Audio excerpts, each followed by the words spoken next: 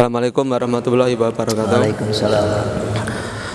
Semoga tidak ada khawf yang kita laksanakan, Ustaz. Tapi ini Ustaz, saya mau nanya, kalau misalkan kita itu dalam kondisi rapat atau dalam kondisi apapun ya, kan tidak semua lingkungan kita itu semuanya muslim. Dan tiba-tiba ketika kita meeting dengan kondisi api, pemimpin rapatnya itu tidak ngerti ya waktu sholat dan sebagainya. Apa yang harus kami lakukan, Ustaz? Terima kasih. Meeting dipimpin orang yang tidak sholat, atau lali sholat, pura-pura gak krungu sholat. Baik, saya balik pertanyaannya, segenting apakah bahasan meetingnya sehingga Anda tidak bisa meninggalkan sholat? Nah itu nanti kembalinya kepada jenengan. Nah, jadi logikanya begini, sholat itu kewajiban yang tidak boleh ditinggal, itu satu. Maka usahakan sebisa mungkin bahwa Anda tetap bisa menunaikan sholat. Apa dengan cara meminta disepakati dulu di skor waktu, mohon kami diberikan waktu dulu untuk sholat, negosiasi di situ. Nah, karena kadang-kadang kalau orang berniat buruk, ya pas justru ketika Anda sholat diketok. Loh, tadi saya nggak ikut, itu kan resiko Anda. Kita ambil keputusan ketika Anda sholat, makanya jangan meninggalkan forum. Wah, ini kan repot ini. Transaksi nilainya besar, kemudian negosiasi diketok, ya nggak sah. Maka dibuat klausul pasal ketika tidak semuanya sepakat, maka nggak bisa disepakati. Nah, tergantung situasinya, ya. Tapi kewajiban sholat tetap melekat. Kewajiban, saya nggak tahu ketika jenengan mengalami satu situasi dan jenengan bisa menjelaskan situasi seperti apanya, maka di situ nanti berlaku hukumnya. Kaidah fikihnya itu al-hukmu yaduru ma'al illah wujudan wa adaman. Hukum itu mengikuti kepada situasi ilahnya. Maka orang di dalam fikih itu ketika membahas tentang hukum pernikahan itu ada 5 macam hukum. Bisa wajib, bisa sunnah, bisa mubah, bisa makruh, bisa haram. Nikah padahal yang menyebabkan dia pada posisi hukum wajib atau sunnah atau mubah atau makruh atau haram itu adalah situasi yang melatar belakangi pernikahan itu. Begitu jawaban teoritisnya. Sehingga tetapi saran saya ya tetap harus menunjukkan bahwa kita itu muslim gitu loh. Bahwa kita punya hak untuk sholat. Kalau dalam konteks Indonesia itu sudah diatur hukumnya, diatur undang-undangnya. Boleh itu. Undang-undangnya jelas, pasal 29 juga hak untuk orang beragama dihargai. Nanti kita bisa persoalkan bahwa kita sebagai orang muslim enggak diberikan hak waktu untuk sholat.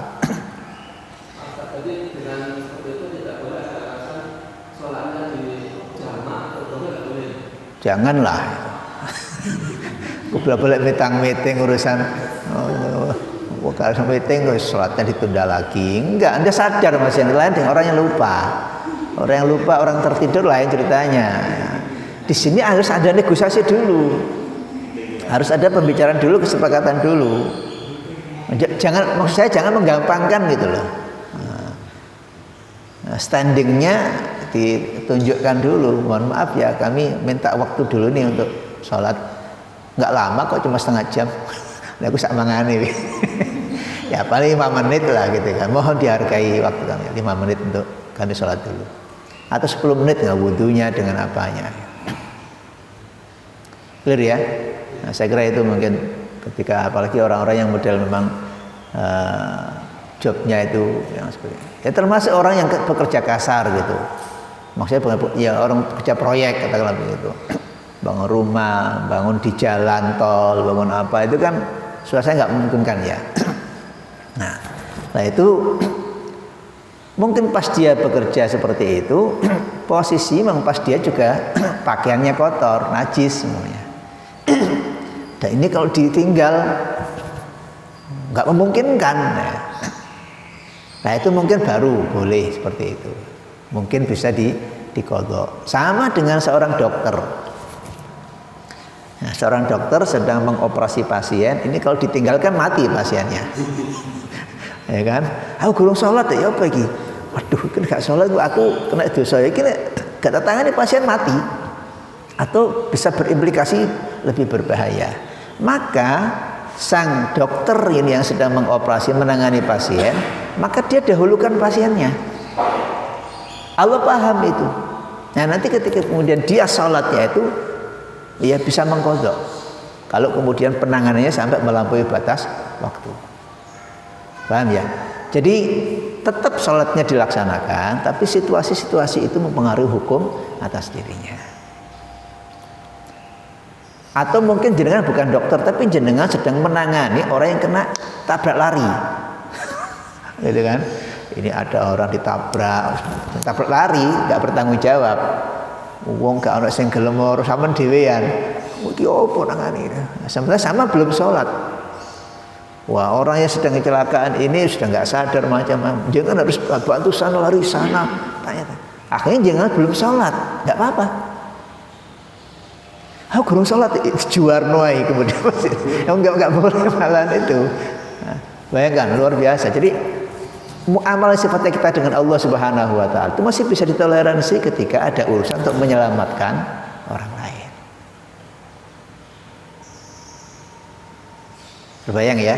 Nah, kalau suasana begitu itu. Jadi tapi itu suasananya nggak dibuat-buat. Bukan suasananya direncanakan, tapi kalau direncanakan Anda bisa merencanakannya. Nanti waktu sholat sekian. Nah, itu kan bisa diatur. Ini kan situasi yang kita nggak bisa mengatur diri kita karena kita dipaksa oleh keadaan. Nah, itu maksud saya. Jadi kalau masih bisa diaturlah. Jangan dikit-dikit kita ikut orang, nggak punya hak untuk negosiasi. Jangan begitu. Jelas ya, Margo ya? Oke. Monggo masih ada. Oke, Mas Mati.